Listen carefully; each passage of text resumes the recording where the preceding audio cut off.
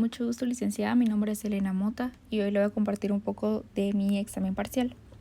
Primero, la función de la libertad del contrato social es sumamente importante y esencial porque originalmente el hombre o el humano se orienta y se organiza por la ley de la naturaleza. Sin embargo, se empieza a crear como incertidumbre en este tipo de comunidad en el que empieza a haber incertidumbre y desconfianza entre los mismos miembros de esta comunidad. Entonces se decide entrar a un estado de paz y de seguridad en el que se renuncia a la libertad natural que posee cada individuo para conformar una sociedad o ya una comunidad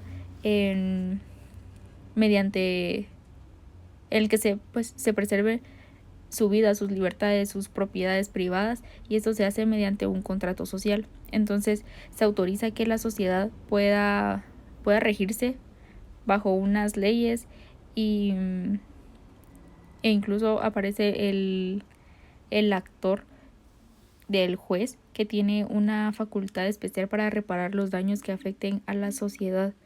Entonces también se pueden establecer ciertas leyes o normas obligatorias que tienen que aplicar a la sociedad.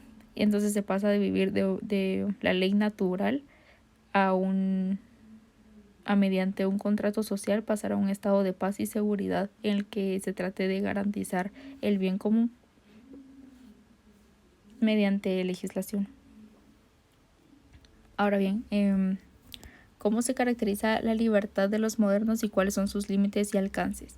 Principalmente en los modernos se ve que el derecho no significa estar sometido a leyes o maltratado por decisiones arbitrarias, por ejemplo, sino que el derecho para ellos es tener la libre elección del oficio que uno quiere hacer, tener libre disposición de su propiedad e incluso se menciona que se puede abusar de ellas, de su locomoción también, y que no se debe rendir cuentas a nadie. Entonces se habla que se refuerza bastante la independencia privada y los intereses propios, porque también se busca reunirse con individuos afines a sus ideas y sus pensamientos. También que también se tiene el derecho de elegir quiénes van a estar en la administración pública o pues los servidores públicos. Se tiene el derecho y se puede elegir si uno quiere hacerlo o no quiere hacerlo.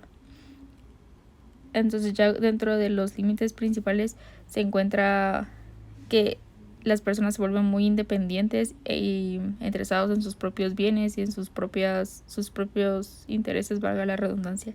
Y el alcance principal no es tan bien comprendida porque no se ha podido entender o no se entendió bien el término, y esto ha podido provocar un debilitamiento en la sociedad y dentro del sistema político en sí. Ahora ya en la línea de tiempo, con los aportes de las mujeres intelectuales vistas en la clase, pude extraer a 5 autoras, 5 pensadoras, iniciando con Olympe de Gouges. Y las fechas son un poco tentativas porque, bueno, algunas, como las primeras dos, sí en esos años publicaron algunos libros y las otras los puse como aproximadamente. Pero bueno, iniciando con Olympe de Gouges, ella en 1791 proclamó una Declaración de Derechos de la Mujer y de la Ciudadana, y esto representa una de las formulaciones de políticas más claras para la ciudadanía femenina. Ella también reclamaba que la inclusión de las mujeres en los derechos políticos también debían ser tomadas en cuenta. Ya se estaba hablando del sufragismo. Argumenta también que todos y todas tienen que ser admisibles en todas las dignidades y lugares y empleos, y que se debe medir por capacidades y por talentos y virtudes, no por su género. En 1792, Mary de Wollstonecraft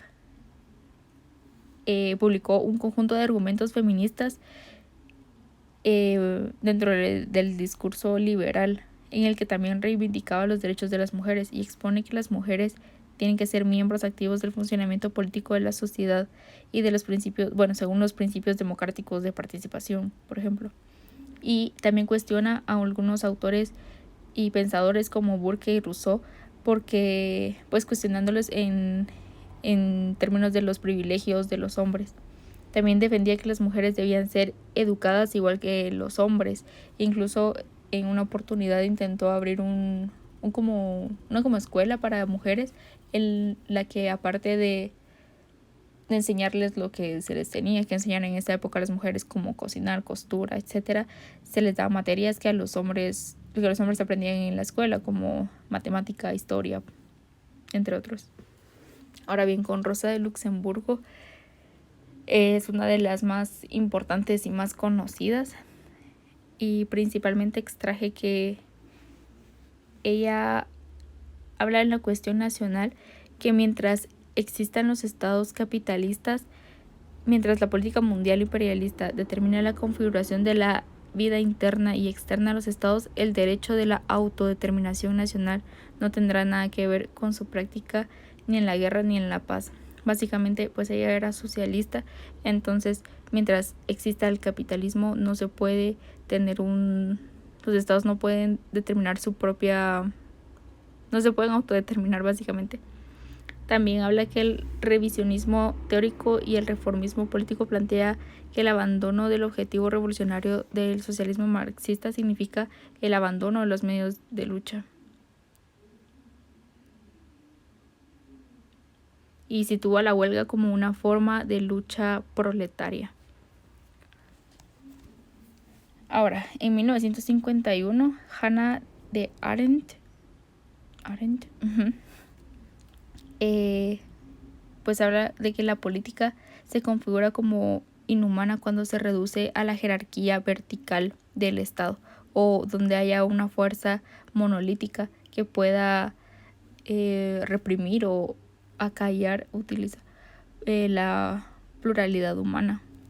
También que la vida activa designa 3 actividades fundamentales: el labor, el trabajo y la acción, que condicionan la forma básica de la vida del hombre en la tierra. Y lo propio de la condición política es la persuasión, el debate y la discusión. Además, se sitúa pues con desprecio al totalitarismo por la vida humana y el eventual tratamiento de los seres humanos como entidades superfluas. Y en 1956, Judith Butler pues ella habla sobre la precariedad, que es donde la población sufre de carencias y redes de soporte social y económico en la que quedan expuestas a daño o muerte. Y también se caracteriza una condición política inducida a la vulnerabilidad maximizada. Y es una exposición en la que sufren poblaciones que están sujetas de forma arbitraria a violencia del Estado y a otros tipos de formas de agresión que no sean por parte del Estado. Y ya por último, los principales límites y alcances de las reflexiones de los socialistas utópicos. Los separé casi por autores, pero bueno. Meslier pues habla que los sistemas de opresión política y religiosa se encuentran bien estructurados y fundamentados, por lo que limita el poder a combatirlos y quebrantar sus leyes generales de Estado o de una república. Además, se alcanza principalmente a los pobres, quienes poseen ira y odio debido a la desigualdad que está muy marcada por la soberbia, de los ricos.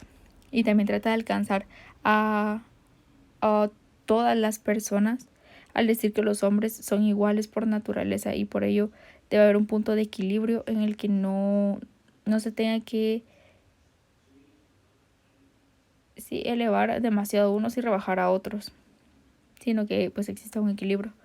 Por otra parte, Morelli trata de alcanzar a todos mediante la democracia total, y habla de la destrucción de los privilegios y abolición de las distinciones sociales. pero bueno, la gran mayoría se limita a pensar solo en la igualdad de ciudadanos y de hombres.